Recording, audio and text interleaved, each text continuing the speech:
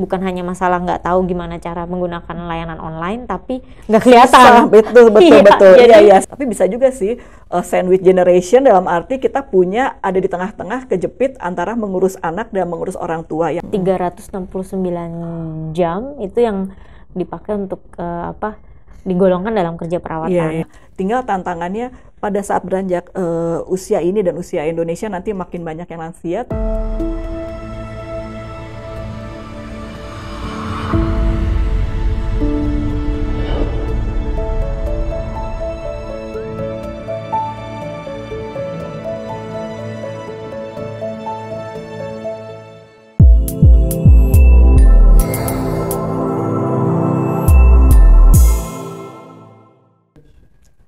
Halo, ketemu lagi dengan saya Reti Sudarto di Ngopi Care, Ngobrol Pintar tentang care ekonomi, sebuah podcast dari ILO Indonesia tentang care ekonomi, ekonomi perawatan, dan kerja-kerja tugas perawatan dan kerja layak.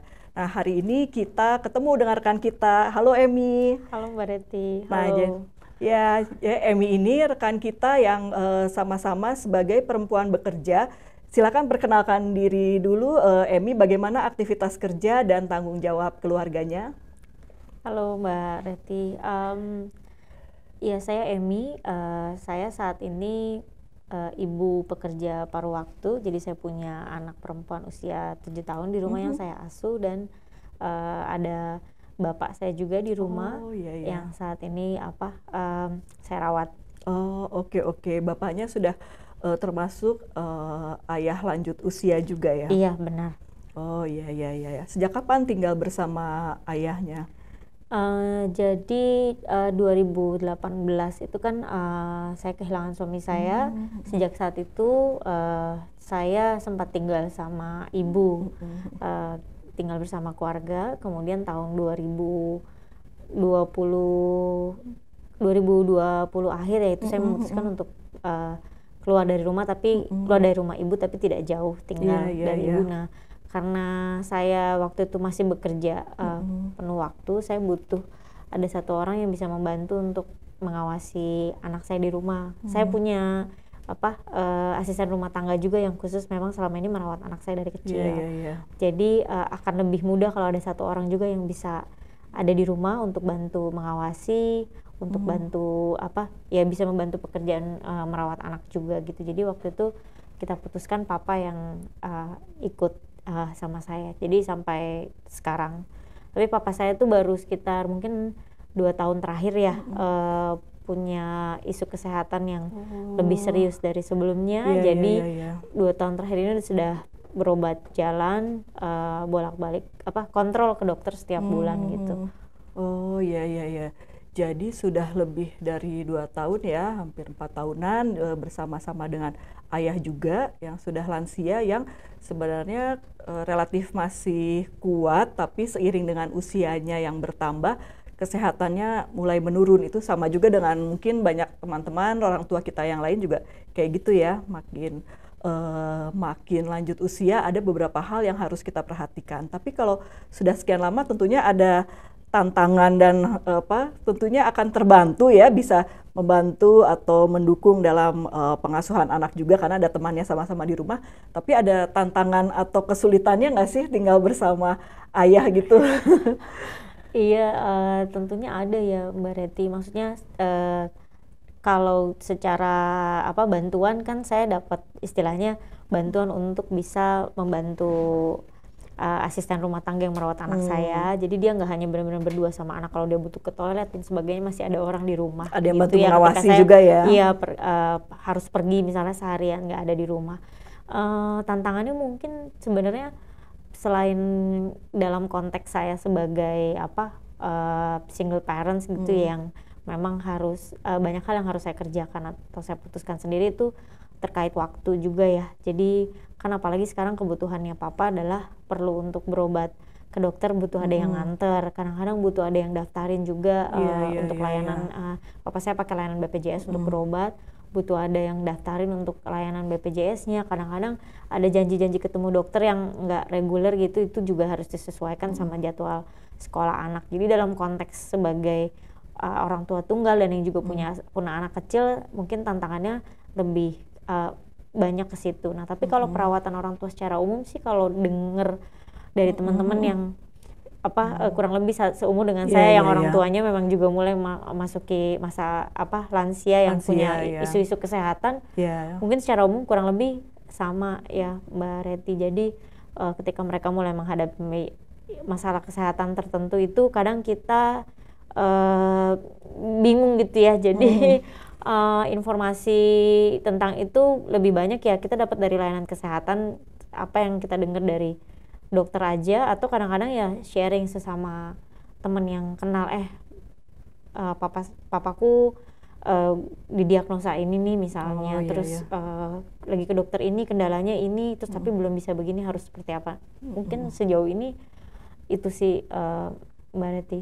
Iya. Jadi di satu sisi alhamdulillah ya kita masih diberi kesempatan ada bersama orang tua kita, bisa tinggal, bisa melihat langsung sering. Tapi di sisi lain kadang di usia kita gini yang memang saatnya mulai mengurus anak, tapi sudah masanya juga mulai mengurus orang tua, kadang-kadang agak terenyuh gitu ya, mau dibilang sudah sakit berat itu belum, masih bisa beraktivitas, tapi ada hal-hal yang harus kita dampingi ya. Jadi sebenarnya tugas-tugas yang dilakukan oleh Emi mungkin sama juga ya dengan kita ada yang relate, itu merupakan tugas-tugas perawatan tak berbayar yang ternyata bukan hanya kepada anak saja. Biasanya kan isu-isu care ekonomi atau care work itu mengurus anak, soal maternitas, tapi mengurus orang tua itu juga sudah mulai ya, apalagi makin banyak orang-orang di Indonesia yang usianya juga elderly ya, lanjut usia.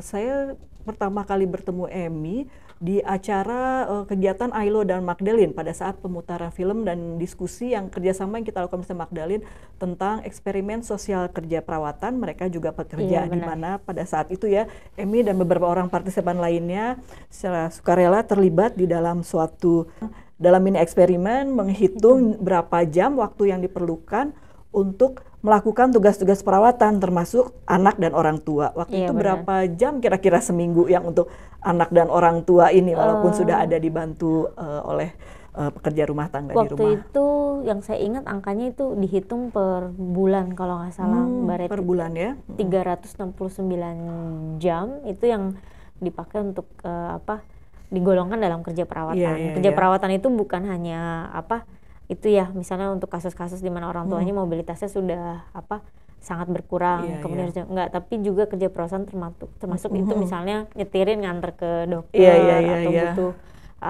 ngambilin obatnya dan sebagainya. Jadi termasuk aktivitas itu tuh kalau dihitung ternyata 369 jam sekian gitu.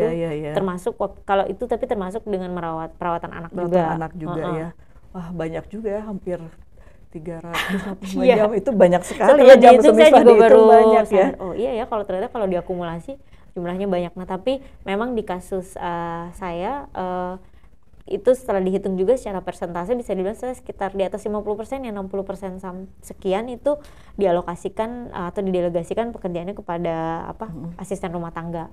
Iya. Jadi sudah didelegasikan pun memang masih cukup banyak, tapi cukup terbantu. Kalau tidak akan lebih sulit melakukan pekerjaan atau untuk keluarga ya, atau produktivitas yang lainnya. Kalau buat juga. saya sih bukan cukup lagi ya Mbak, saya merasa sangat terbantu ya. Rumah tangga itu. Jadi meredistribusikan tugas-tugas perawatan kepada pekerja perawatan atau care workers ini ya, yang mungkin kadang-kadang di Indonesia masih kadang-kadang berpikir apa iya sih perlu dibantu oleh care worker atau tidak, tapi itu akan berpengaruh juga kepada kesehatan mental kita, kepada produktivitas kualitas hidup kita, karena itu banyak sekali ya jamnya ya. Bukannya kita mau hitungan ya, ngurus orang tua aja kok kayaknya aduh harus dihitung berapa rupiah nih kalau digaji atau berapa. Bukan, care ekonomi bukan tentang semua harus dihitung angka atau materialistis, tapi memang bagaimana supaya menyadari sebenarnya hal-hal tugas yang sepertinya sepele atau kewajiban kita sebagai anak, sebagai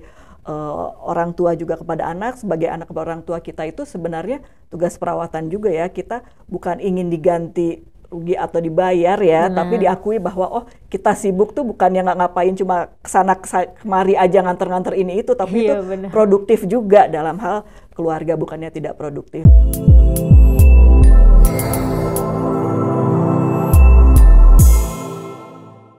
Nah, biasanya Emi ya kan kadang-kadang nih ya, terutama mungkin di Indonesia, di negara lain juga di dunia, tugas-tugas perawatan dan care ekonomi ini sering dianggap atau lebih pantas, lebih sering dikerjakan oleh perempuan. Emang agak bias ya kayaknya ya. Tapi kenyataannya kayak gitu, entah Benar. anak perempuan, adik perempuan, oleh istri, menantu perempuan, atau dan lain-lainnya. Nah, menurut Emi itu memang di circle atau di lingkungannya banyak nggak sih kadang-kadang dengan teman yang ngurusin atau perhatian kepada urusan mengurus orang tua itu memang perempuan?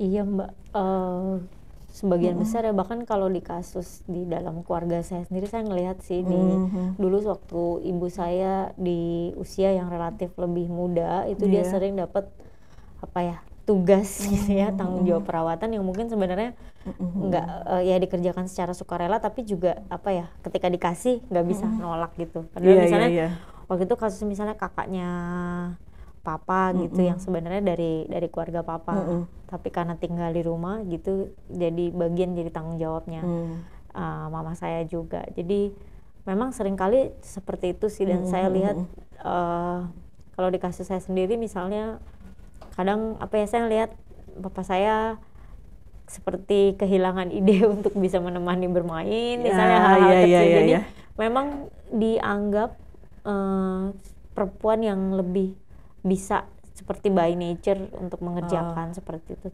Padahal walaupun jumlah kasusnya nggak banyak ya, maksudnya secara pengalaman pribadi sendiri saya lihat ada beberapa keluarga yang menerapkan apa ya, kita bilangnya prinsip egaliter gitu ya. Jadi pekerjaan rumah tangga yang sebagian apa yang sering kali dianggap adalah ya harusnya cewek yang ngerjain atau perempuan yang ngerjain, termasuk kerja perawatan tuh kalau dibagi tuh kelihatannya semua jadi lebih happy ya, dalam arti nggak ada yang merasa terlalu bebannya hanya ada di satu orang, dan pekerjaannya juga lebih bisa diselesaikan. Jadi sebenarnya itu memungkinkan gitu ya, walaupun tidak semudah itu karena mungkin udah dalam waktu yang lama diajarkan kalau ya pekerjaan itu ya perempuan yang ngerjain lebih rapi atau lebih bisa gitu. By nature gitu, alami, padahal sebenarnya bukan alami ya, hal yang bisa dibiasakan dan dilatih juga. Nah, tadi kembali kepada masalah-masalah kesehatan orang tua kan, seiring bertambahnya umur itu agak berkurang kali ya kesehatannya, ada hal-hal yang memang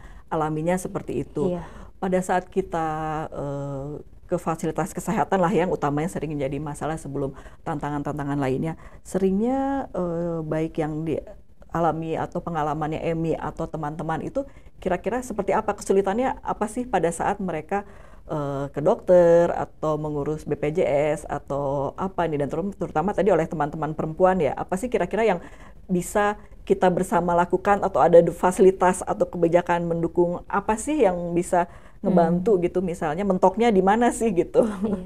Iya, kalau dari pengalaman saya sendiri mungkin dari awal ini ya apa, kadang-kadang ketika kita berhadapan sama kondisi di mana ada orang tua yang mengalami masalah kesehatan tertentu gitu. Mungkin isu kesehatannya adalah penyakit yang cukup dialami banyak orang tua gitu ya, tapi kan kondisi setiap rumah berbeda. Nah, jadi mungkin dari masuk di tahap awal aja apa ya sebenarnya yang perlu dilakukan atau dipersiapkan ketika kita memang harus berhadapan sama situasi ada kasus apa perawatan orang tua gitu. Jadi kalau ngobrol sama beberapa temen, mereka cerita juga kadang-kadang kan nggak bisa dipungkiri pekerjaan merawat itu stres juga ya. Iya, capek juga gitu ya. Gitu, jadi butuh effort juga. Nggak bisa kita tutup mata bahwa pekerjaan itu nggak bikin stres gitu. Jadi kadang-kadang juga jadi isu kesehatan itu kadang-kadang mempengaruhi orang tua juga secara emosional dengan beban stres. Jadi juga mendatangkan konflik baru kadang-kadang di rumah. Nah, itu salah satu masalah yang menurutku ya mungkin baik juga seperti halnya parenting anak gitu, ada edukasi di situ tentang apa sih yang akan dihadapi, yang kamu hadapi dan gimana sih kamu untuk nyiapin diri gitu. Betul. Kita itu nggak dipersiapkan ya, kalau parenting ada tips parenting, banyak konten, banyak ahli, tapi tips parenting atau apa istilahnya parenting atau mengurus orang tua itu masih jarang ya di Indonesia atau di luar, ilmunya atau bukan ilmunya, informasinya ya. Iya. Yang saya alami sih seperti itu ya. Kemudian mungkin sebenarnya segala bentuk bantuan atau perpanjangan tangan saya bilang yang kecil-kecil itu bisa sangat membantu. Misalnya kayak saya dan orang tua saya kan mengakses layanan BPJS, papa kontrol pakai BPJS. Nah itu mulai dari layanan daftar dan sebagainya. Sejauh ini sih kita berhasil menemukan layanan kesehatan yang ramah Mbak, tapi memang kan perlu daftar tiap bulan dan sebagainya. Nah itu tuh perubahan kecil aja seperti metodenya ganti-ganti, kan itu kadang mereka butuh bantuan ya, karena nggak selain masalah kondisi fisik juga mungkin mereka nggak terbiasa. Sekarang kan semua layanan online. Betul. Itu mereka pasti perlu bantuan. Betul, harus terus didampingi. Kalau di kasus papa saya misalnya penglihatannya udah mulai menurun, jadi bukan hanya masalah nggak tahu gimana cara menggunakan layanan online, tapi nggak kelihatan. Betul. Iya, sama dengan orang tua saya juga. Jadi memang butuh bantuan. Terus dan hal praktis lainnya tuh kayak mulai dari ke rumah gitu sih Mbak, dari rumah ke layanan kesehatan aja. Saya termasuk yang mungkin cukup beruntung bisa nganter papa gitu ya, nyetirin gitu. Tapi banyak juga yang mungkin mengalami kendala transportasi gitu ya, akses transportasi umumnya nggak semua tersedia, jadi harus naik layanan-layanan transportasi yang cukup mahal gitu. Itu pun kalau ada hal-hal kayak akses transportasi yang lebih baik, itu juga bisa Mbak. Jadi sebenarnya setiap tahapan dari kita merawat orang tua tuh ada yang peluang yang bisa dukungan untuk membantu kita ya, bukan hanya kesehatan tapi infrastruktur, transportasi. Kalau sekarang kan di transportasi umum mungkin hanya kursi ini untuk lansia, tapi gimana caranya dari rumah kita ke tempat halte bisnya atau angkotnya gitu kan butuh pendampingan. Dan karena mungkin nggak semua tempat juga punya angkot yang atau angkutan umum yang benar-benar lewat ya, juga, harus jalan, sedangkan orang tua iya. Dan kalau saya mungkin kalau di kasus orang tua saya tuh penyakit yang cukup umum ya, dan mungkin kayak keparahan atau severity-nya masih cukup umum lah. Nah di beberapa kasus maksudnya saya ngobrol sama temen tuh kelihatannya ilmu geriatri ya, atau yang memang khusus belajar tentang bagaimana merawat orang tua dari sisi dari kesehatan gitu ya. Karena mungkin orang tua ada di mana kondisi mereka nggak bisa obat-obatan terlalu keras gitu, atau ada kondisi psikologis yang perlu dipahami yang terpengaruh oleh kondisi fisiknya dan sebaiknya. Itu kelihatannya emang masih jarang ya. Jadi jarang di Indonesia ya. Saya dapat cerita dari teman saya yang dia bilang dia waktu itu mencoba mencari layanan geriatri, layanan kesehatan itu sulit banget. Akhirnya dia menemukan karena dia punya akses gitu ya, untuk bisa menemukan itu. Tapi dia bilang itu memang masih sangat jarang dan nggak mudah gitu untuk bisa diakses. Masih nggak tahu ya, kita sendiri mungkin nggak semua tahu geriatri itu apa atau bagaimana mengakses layanan tersebut, karena masih terbatasnya info. Apabila mungkin di antara teman-teman atau ada layanan yang bisa memberitahukan, menginformasikan ya khalayak umum, entah melalui media sosial atau lain, bahwa orang tua usia segini mulai gejala ini loh yang dipikirkan, dibawanya ke sini loh, atau dicek loh dengan gerakan ini atau senam ini apakah sudah bisa atau tidak. Nah hal-hal seperti itu kita tidak tahu, mau nggak mau kita tentunya semangat belajar lagi, tapi kalau ada dukungan akan dibantu ya. Nah selanjutnya, karena usia orang tua, kebetulan orang tua Emi dan beberapa orang tua lainnya yang lansia mungkin sudah mulai menurun, tapi masih bisa beraktivitas, bepergian atau bertemu teman. Dan teman-teman para orang tua kita ini kan juga makin berkurang ya, mungkin ada yang sudah berpulang atau yang tinggalnya jauh. Jadi mungkin orang tua kita ini mulai ada yang kesepian, sedangkan kita yang lebih muda kadang kurang nyambung gitu ya. Itu kan kadang-kadang bisa bertengkar atau salah paham, jadi bisa berpengaruh ke kesehatan mental kita sebagai anak yang sudah dewasa atau kesehatan mental orang tuanya. Nah menurut Emi dan pengamatan berdasarkan pengalamannya juga, dan Emi juga kan seorang peneliti sosial ya, tahu bagaimana sih kira-kira apa yang diperlukan oleh orang tua kita ini beraktivitas yang supaya kesehatan mentalnya itu dan tetap terjaga dan tidak kesepian gitu, seperti itu. Iya, kalau berdasarkan pengalaman sendiri, saya sendiri sih belum pernah benar-benar mendalami geriatri atau studi khusus tentang lansia ya. Jadi mungkin saya banyak berangkat dari pengalaman, karena kan kalau kita bicara tahap perkembangan atau tahapan hidup ya sebenarnya koneksi sosial itu diperlukan ya. Tapi kemudian memang untuk kasus orang tua saya lihat menjadi spesial karena mereka udah nggak punya sumber daya, dalam arti nggak semua punya sumber daya, udah berhenti bekerja, mungkin mengharapkan dukungan finansial juga dari saudara atau dari anak. Jadi ada keterbatasan yang besar di situ, terus anak-anak juga udah keluar dari rumah. Saya lihat memang berangkat dari pengalaman lihat ibu saya sendiri atau lihat mertua atau lihat ibunya teman-teman, memang kelihatannya hal kecil seperti punya WhatsApp group sama teman-teman yang seusia gitu ya, atau sekedar punya kegiatan rutin lari pagi. Nggak harus kegiatan yang sophisticated ya, bilangnya nggak harus kegiatan yang rumit harus gitu, rumit atau mahal gitu ya, tapi rutin.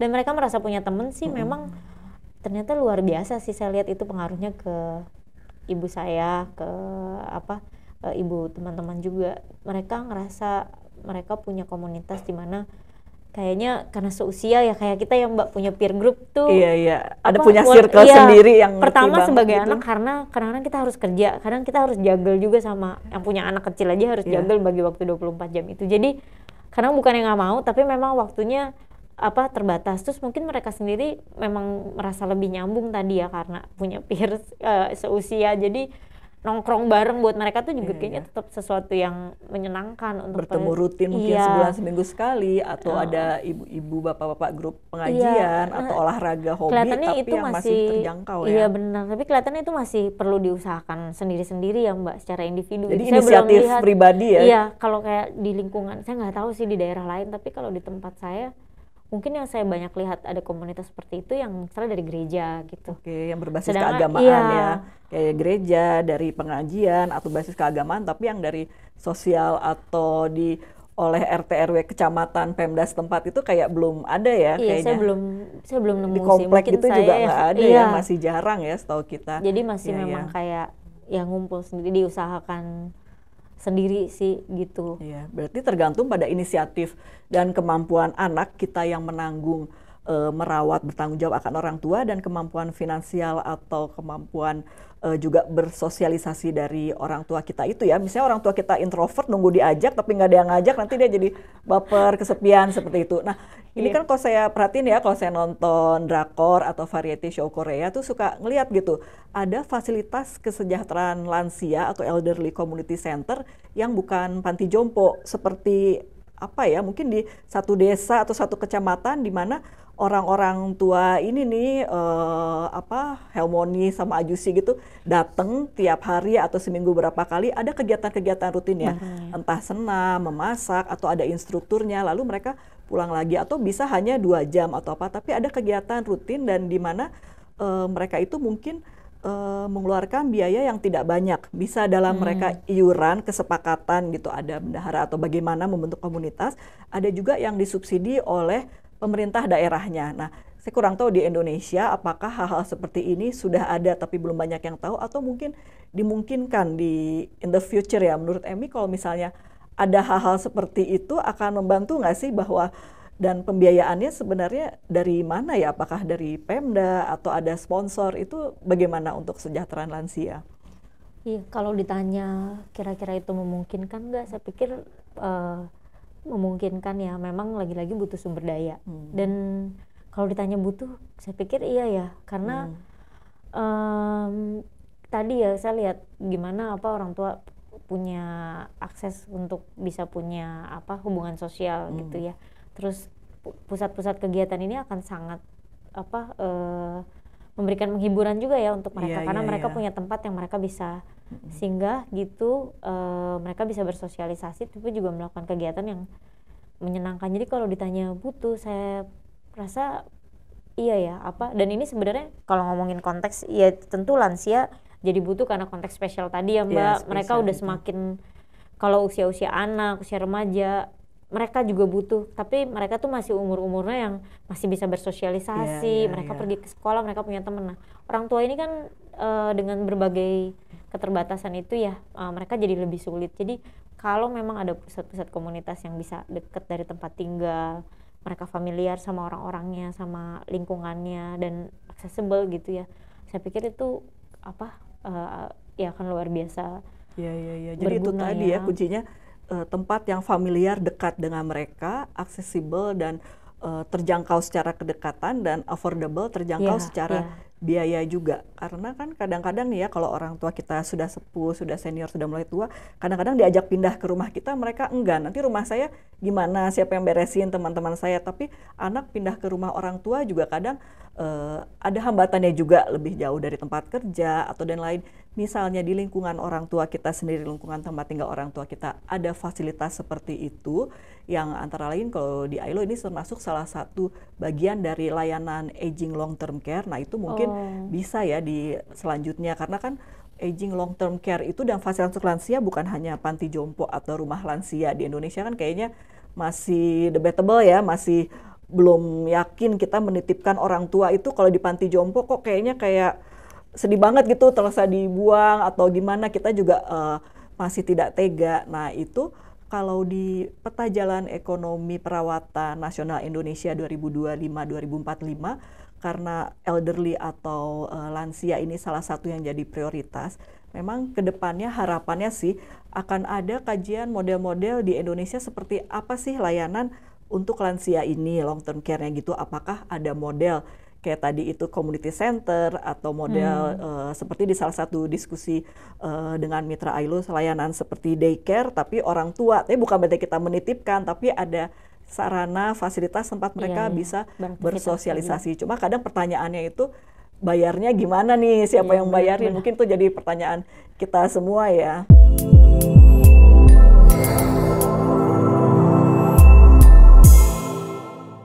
Nah, tapi di luar masalah pembiayaan dan yang lain, kira-kira pernah dengar nggak Emi dari keluarga atau teman-temannya isu tentang bagaimana sih kita ini orang tua itu di Indonesia sudah kira-kira bisa diterima atau berat nggak sih, atau merasa bersalah nggak sih kalau ada orang tua yang di rumah lansia atau panti jompo? Itu menurut Emi masih seperti apa nih pandangan masyarakat?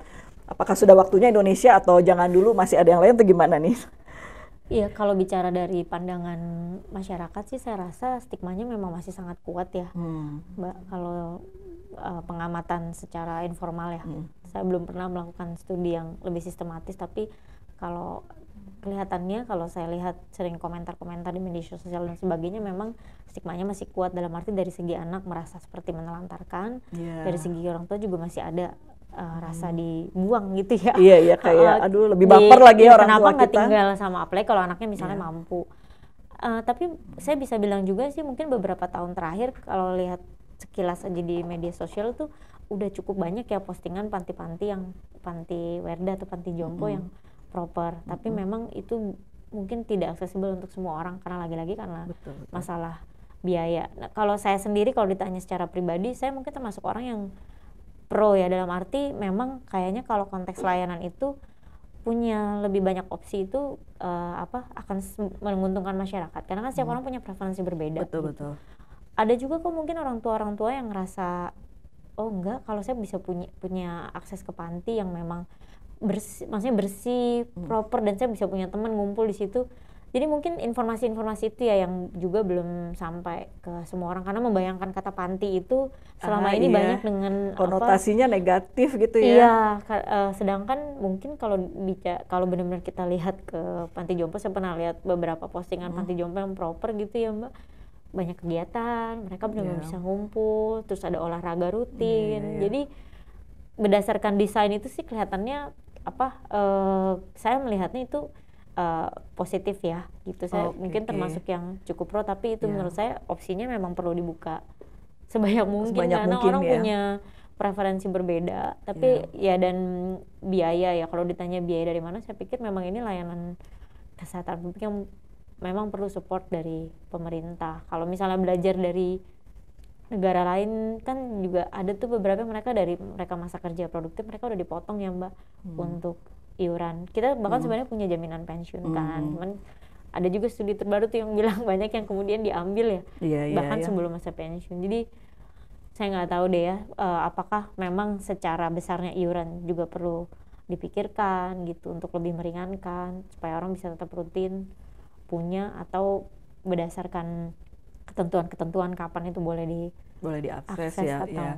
Jadi akan baik jika tadi jadi sikap Emi adalah dan akan baik jika pro terhadap adanya opsi-opsi tadi, apakah namanya panti jompo atau bentuknya panti jompo atau fasilitas dukungan lain. Jadi makin banyak opsi-opsi yang kajian yang kita bisa secara inovatif kita telaah dan kita pilotkan ya, kita uji cobakan mana yang cocok dengan budaya lokal, mana yang cocok dengan di Indonesia kan macam-macam ya, dengan misalnya daerah perkotaan atau urban area atau di pedesaan seperti apa mekanismenya, lalu aksesibelnya gimana. Jadi tadi selain pro terhadap banyaknya layanan, banyaknya opsi-opsi layanan, juga adalah bagaimana secara kemampuan juga mampu dan secara affordable juga mampu ya, kemampuan finansial dan keterjangkauan ya. Secara adaptasinya gimana sih ini, karena kan memang perlu dikaji lebih lanjut dan kita inginnya nggak lama lagi nih, mungkin kita dan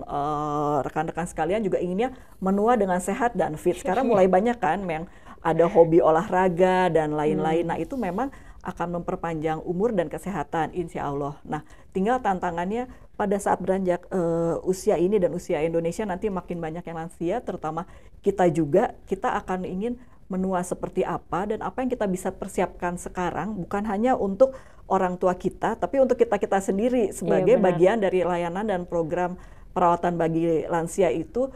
Long term care aging, long term care-nya itu seperti apa sih, sehingga istilah sandwich generation itu bukan hanya kan istilah sandwich generation itu sekarang seolah-olah beban secara finansial ya antara anak dan orang tua, tapi bisa juga sih sandwich generation dalam arti kita punya ada di tengah-tengah kejepit antara mengurus anak dan mengurus orang tua yang membutuhkan juga good mental health, kemampuan fisik dan layanan dukungan lainnya. Sehingga yang penting itu bagaimana sih jika nanti kita bersama baik beberapa kementerian terkait atau perusahaan swasta atau kita juga dan komunitas punya ide-ide dan memang melanjutkan studi-studi dan kajian akan seperti apa sih model long term care di Indonesia, termasuk pembiayaannya ya, jaminan sosial dan lain-lainnya ya. Iya benar. Jadi memang harus istilahnya dikeroyok ya. Iya, keroyok bersama, kita kemudian bersama, betul-betul. Opsinya terbuka banyak, kemudian ada advokasi tentang isu-isu yang dialami, betul. sama infrastruktur itu juga penting kan ya, karena tadi kita bicara soal akses layanan. Kalau mereka yang harus pakai transportasi publik berarti kan mereka harus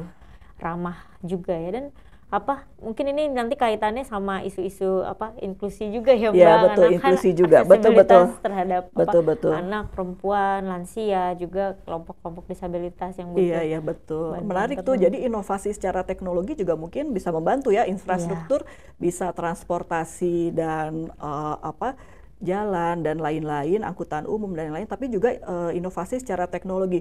Apakah nanti akan ada aplikasi atau teknologi yang memudahkan layanan perbankan, kesehatan lain, aplikasi itu lebih mudahkan untuk orang tua, atau ada bisa dibacakan, ada orang tua yang mulai berkurang penglihatannya atau pendengarannya, sedangkan kalau khusus semuanya dibantu harus ke dokter kan akan mahal dan lebih sulit. Bagaimana jika dibantu bukan untuk menyembuhkan orang-orangnya, tapi fasilitasnya itu yang dibantu, misalnya akan sangat membantu apabila misalnya untuk mendaftar sesuatu tidak perlu harus klik ini klik itu, tapi ada sesuatu yang bisa pakai suara atau kita prioritas harapkan lansia gitu, prioritas lansia, karena mungkin karena mungkin itu bisa menjadi peluang juga teknologi atau inovasi bisnis juga buat provider-provider, bagaimana ini menangkap isu long term care untuk juga kemaslahatan dan kesejahteraan kita semua, sehingga menjadi impian kita semua ya, supaya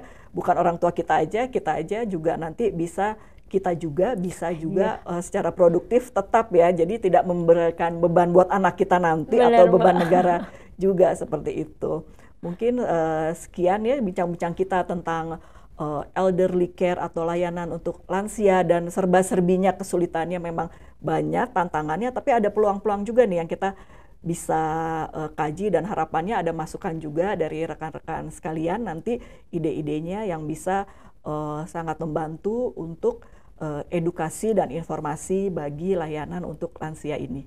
Iya. Terima kasih Emi sudah datang berbagi. Semoga diskusi bisa terus bergulir ya. Iya, mudah-mudahan juga diskusi ini bersama Ailo juga kita akan terus mengkaji dan berdiskusi tentang peta jalan ekonomi perawatan nasional dan care ekonomi. Dan selanjutnya sampai ketemu lagi di episode selanjutnya tentang topik-topik care ekonomi lainnya. Terima kasih.